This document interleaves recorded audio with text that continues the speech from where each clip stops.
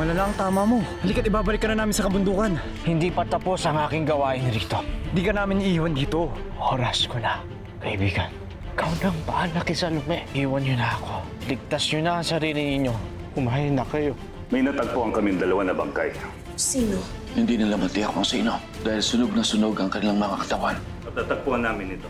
Sa tabi ng katawan ng isa, sabi ni Kapitan Tiago ay batin niya kung kanino ito. Mukhang sinunog ni Ilyas ang kanyang sarili. Bakit naman niya gagawin yun?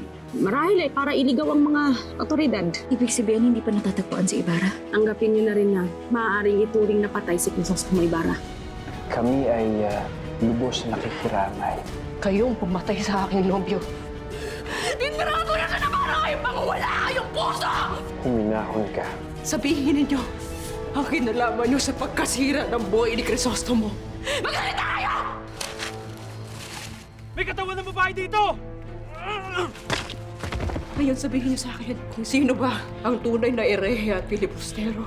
Kung sino ba ang tunay na makasalanan at dapat mamatay. Aún tienes una oportunidad para ser feliz. Ituloy mo pa rin ang pagpapakasal kay Linares. No, nunca me olvidaré de Crisostomo.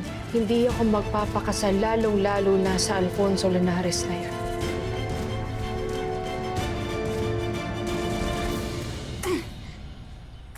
Sir Ibarra! Sir Ibarra! Sir Ibarra! Sigla ito! Sir! Clay! Clay! Clay, hinaan mo ang boses mo. Baka nasa paligid lang si Sir Ibarra. Sumisigaw ako para marinig niya tayo. Sir Ibarra! Clay, ano bang baka may ibang makarinig sa atin?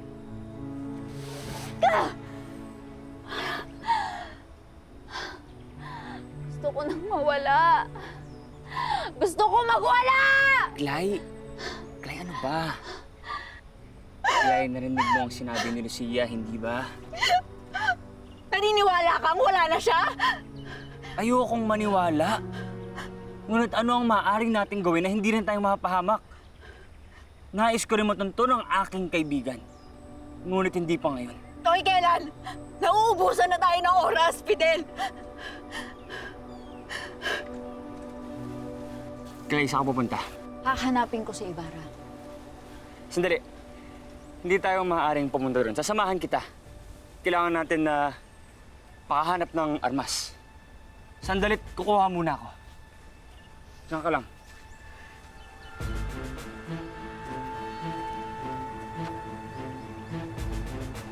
Clay! Clay! Clay! Clay!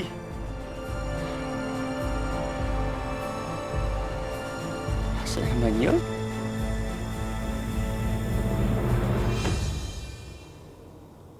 At anong gagawin mo? Mabubuhay ka sa labis na kalungkutan. Katulad ng ginawa ng iyong ina. No involucres a mi madre!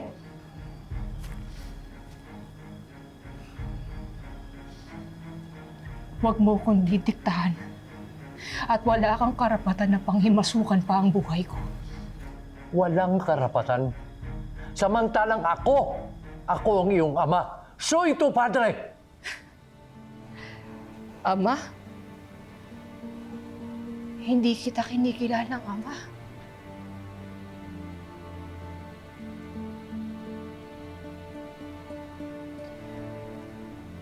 Lalo na't isa kang kampo ng dilim na gumahasa sa aking ina.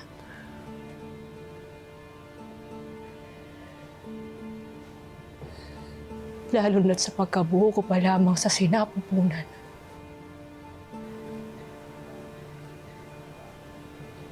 Ay sinumpa na agad ako na mabuhay sa isang kasinungalingan at kahihiyan.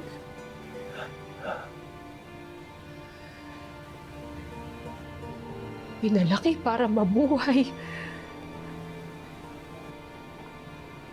at paulit-ulit na umaasa sa isang magandang buhay. Ngunit wala namang kakayahan na magpasya para sa sarili. Dahil lahat na lang ay dinidikta mo.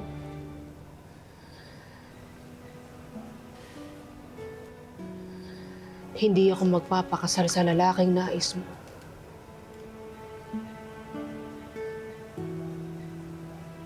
Bagkus. Papasok ako ng kumbento. Huwag mo sabihin yan, anak. Anak, hindi mo alam kung anong pighati at pagdurusa ang aabutin mo sa loob ng kumbento.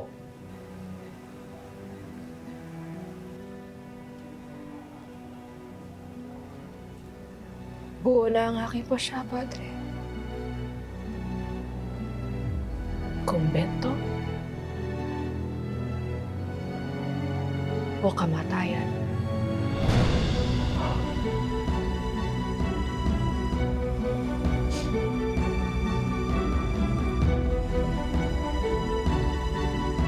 Basta yan.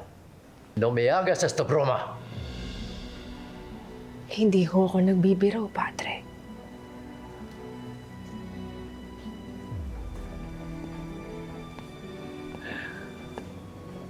Escúchame bien, Maria.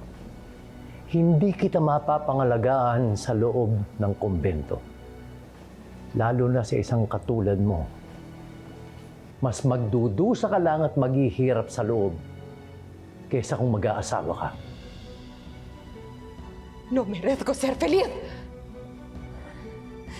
Merecemos sufrir todos. Kaya kumbento o kamatayan lang ang aking pamimilian.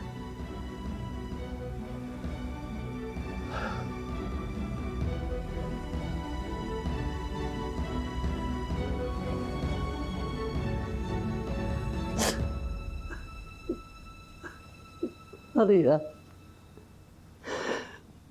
patawarin niyo ako. Hindi ako nakapatawaran sa iyo at sa iyong ina. Sa maniwala kasi hindi. Minahal ko si Bia. Minahal ko siya kahit alam kong kasalanan yon. Pero paano kung pagsisisihan ang aking kalapastanganan? Kung ang naging bunga ang isang katulad mo. Isang taong minahal ko na higit pa sa buhay ko. Oh. Oh. Maria, ikaw ang kaligayahan ko. Utang na loob, huwag mo akong parusahan ng ganito. Huwag mo akong parusahan sa pagtatapon mo ng iyong buhay, anak. Huwag. Huwag. Ang aking buhay at kapalaran ay nasa palad ko na, Padre. Kaya't papasok ako sa kumbento. At kung ako ay ahadlangan ninyo, ako'y magpapakamatay.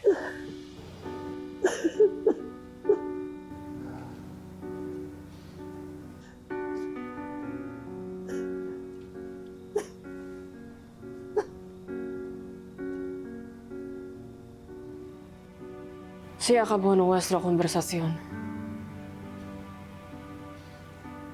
Que Dios nos bendiga. Su reverencia.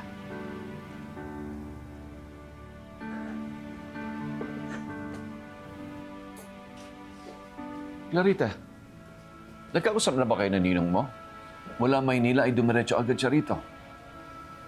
Papunta ho ako na Tia Isabel at Eta.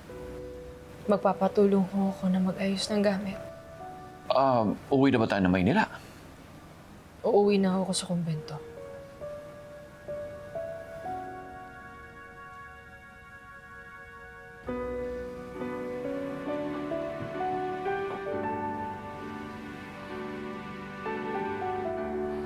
Oh, Señor mi Dios. Tienes que pierda a mi hija. No la alejes de mí. Por favor. Te lo ruego.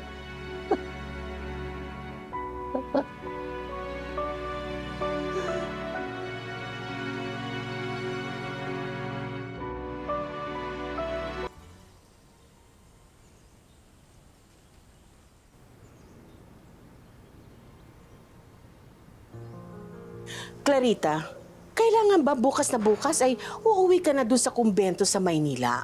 Hintayin kaya muna natin na yung papa dahil humihingi lamang siya ng tulong para sa iyong pagpapasya. Hindi ko na ako kaya mamalagi rito, Tia. Bawat segundo na naririto ako sa mamamahay na ito eh. Naalala ko lamang ang mga mapapait na mga alaala. Mamamatay ako dito sa bahay na ito. Kung yan ang iyong nais, ipapahanda ko ng karwahe. At eta, tulungan mo siya mag-empake. Ibigay mo ang nais niya.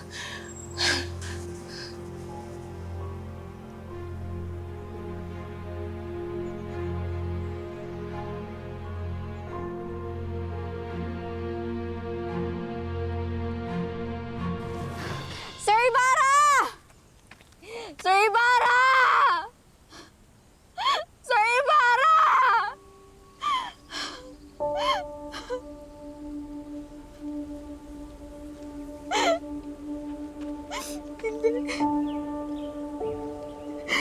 Hindi pwedeng magbukas ng ganito. Hindi pwedeng magbukas ng ganito.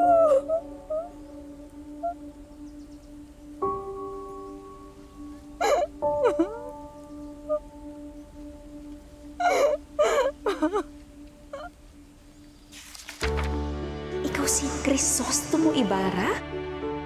Siyang tunay.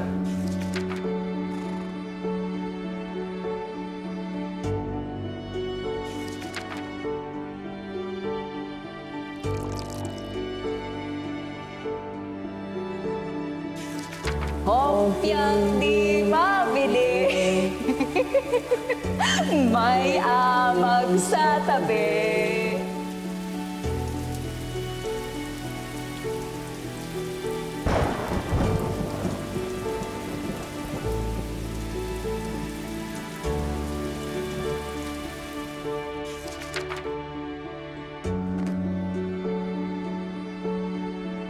Hindi yata tama na ganyan yung pagsalitaan ng isang babae.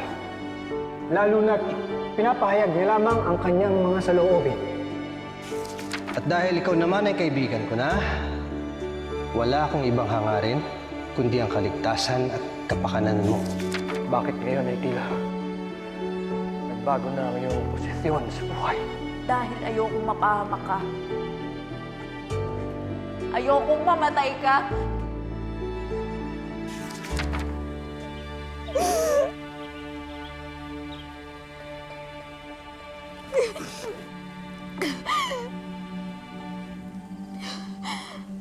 Sir Ibarra. Sir Ibarra, buhay ka pa ba?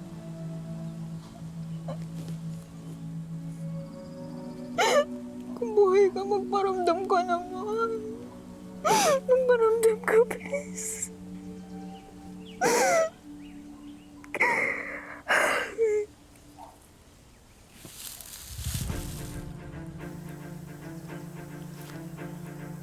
Sir Ibarra? Sir Ibarra? Ngunit hindi maaaring pumasok sa kumbento ang aking anak, Mahal na Pura.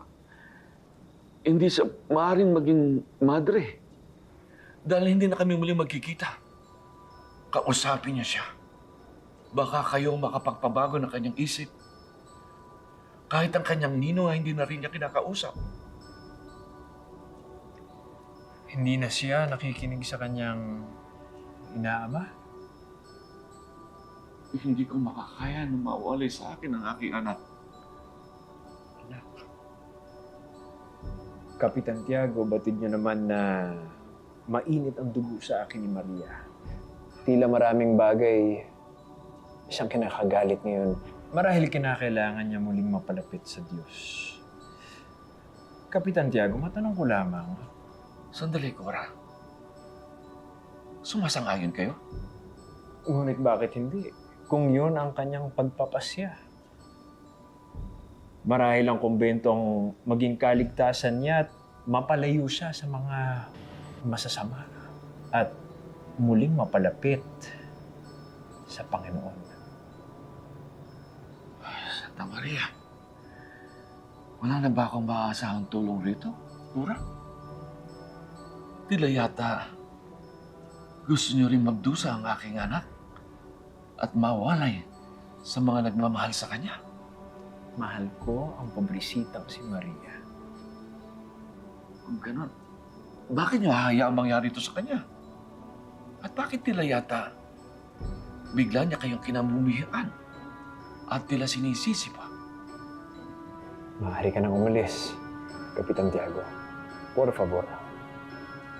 Kaya ba sang-ayon kayo sa pagkukumbento niya dahil galit siya sa inyo? Ang ninong niya ang dapat niyong kausapin at hindi ako. At batid ko rin na hindi maikukubli ang galit niya sa kanyang ninong. Bakit nga ba?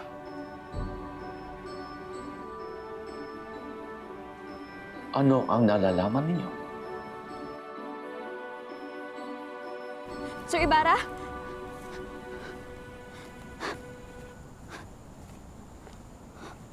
Mr. Torres? Miss Infantes. Mr. Torres?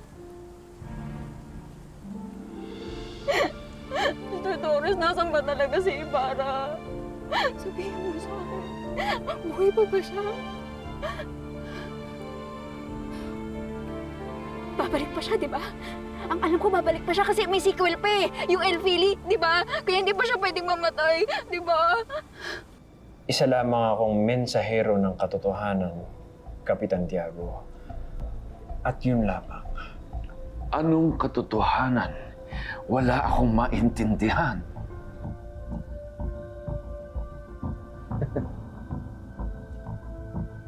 Ano nakakatawa doon, Padre? Dahil marami pa kayong hindi alam, Kapitan Tiago, na tila alam na ng karamihan. Maliban sa'yo, pobresitong Santiago. Alam. Tungkol saan? Tungkol sa maraming bagay.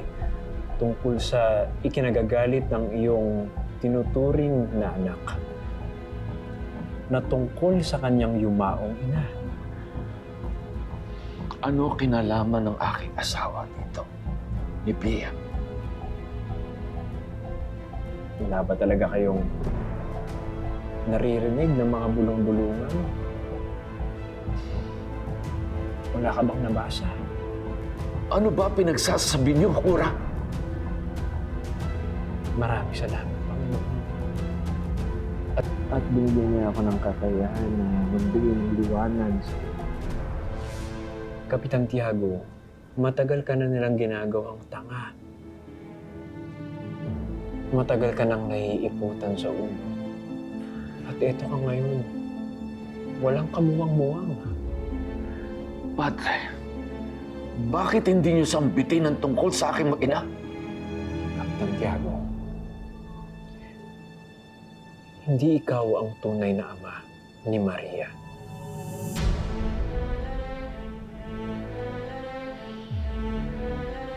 Ano sinabi?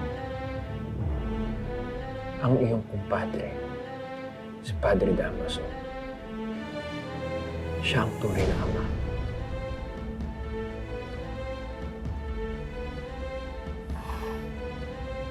Ang akala mo, marahil hindi ko malalaman ang katotohanan.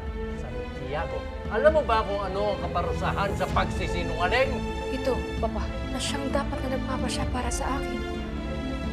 Ano ho ba ang paghuhusgan niyo sa bagay na ito? Paumanhin po, Padre, ngunit ayoko po sana kayong ipahiya. Ngunit ano naman ang karapatan niyo na magdikta kay Maria na tila kayo ang kanyang ama? Gayong naririto ang kanyang tunay na ama.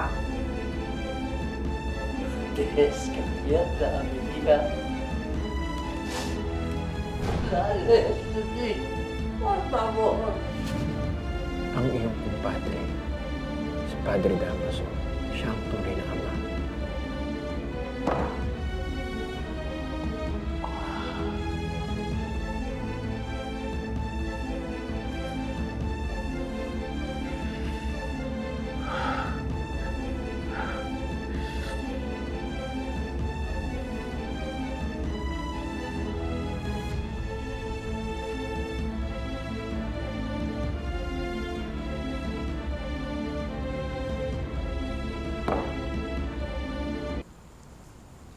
Maaring mali sa pagkakaalam mo.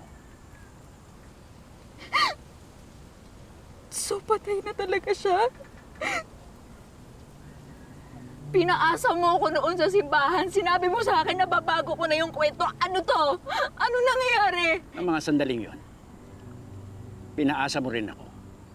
Naakala ko, nababago mo na nga ang kwento. And here we are. Tuloy-tuloy pa rin ang pinatutunguhan at patutunguhan. Bakit naman ganun, sir? Seryoso ba si Rizal?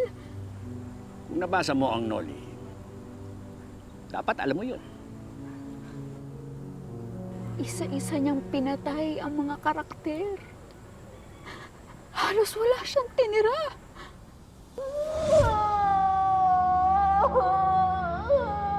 Hindi ko maaaring iwan yung babae. Sinong babae? Si Aling Sisa. Hindi maganda ang aming natuklasan. May natagpo ang 2 sunog na katawan. Hinihina lang ba kasi na Sisa at Elysim? Anong klaseng nobilista ba yan si Rizal, ha? Parte lamang sila ng grand narrative ng nobela.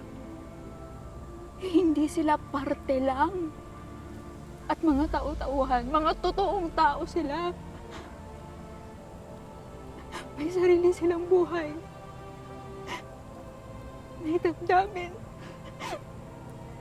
May kanya-kanya silang kwento, may mga pangarap sila. At napalapit ako sa kanilang lahat, naging kaibigan ko sila. Natutuwa naman ako. At napamahal sa iyo ang mga tauhang kinathan ni Rizal. At ngayon ko lang naramdaman na interesado ka pala sa klasiko, Miss Infantes. Pero wag mo itong kalimutan, Miss Infantes. Nandirito ka para matuto. At para malaman mong maigi ang totoong ibig sabihin ng nobela. Na ano po?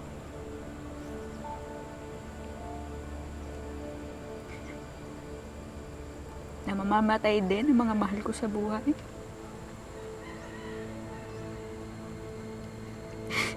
Kahit anong gawin ko, wala sa kontrol ko na mailigtas sila. Yun ba, Mr. Torres? Yun ba ang gustong sabihin ni Rizal? Sa grand narrative that represents the Philippine society? Na hopeless na tayo mga Pilipino at ang bayan natin sawi. Na kahit anong gawin natin, mamamatay at mamamatay lang din tayong lahat.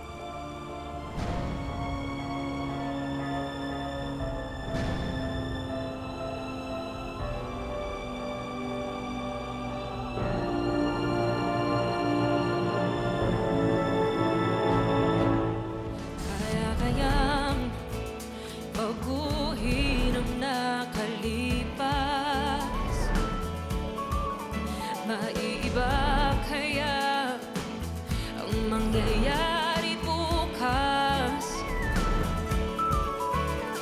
bago mo gawin. Ano mo lang sa akin? Que falta de respeto es esto? Pasalamat ka. Ganyan lang ang ginawa ko sa'yo. Kung tutuusin, higit na mainam na ikaw ay aking paslangin. Clay! Clay! Kamusta na nga pala yung paghanap mo sa ating amigo? Iba nga nahanap ko eh. Patid kong may kausap ka kanina. Nakita mo siya? Si Mr. Torres.